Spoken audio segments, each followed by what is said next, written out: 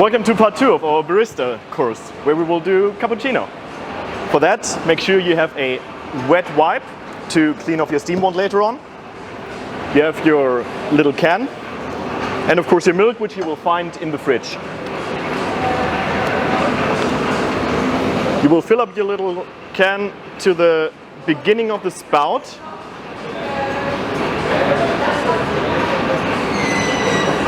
Something like this. Looks good, like half a centimeter below the beginning of the spout here.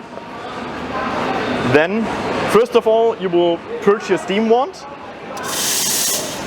to get out all the condensed water. You will put your steam wand into the milk,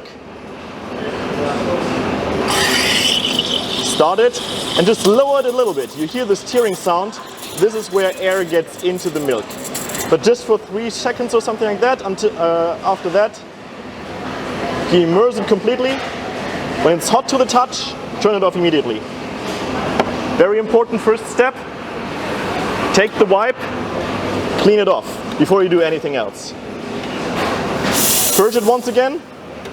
Just another wipe until it's really clean. Then you will take your milk, hold your hand above, give it 2 taps or something to remove the bubbles, and then you swirl it. You swirl it in the can. Then you take your espresso you've been doing previously.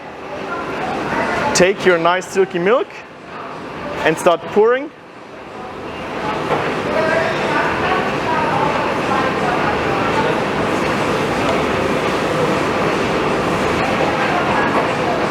And just like that, you have your espresso, cappuccino. Your excess milk has to be dispensed, of course, for sanitary reasons, because it's quite hot. And also the milk wants to go back into the fridge. Thank you.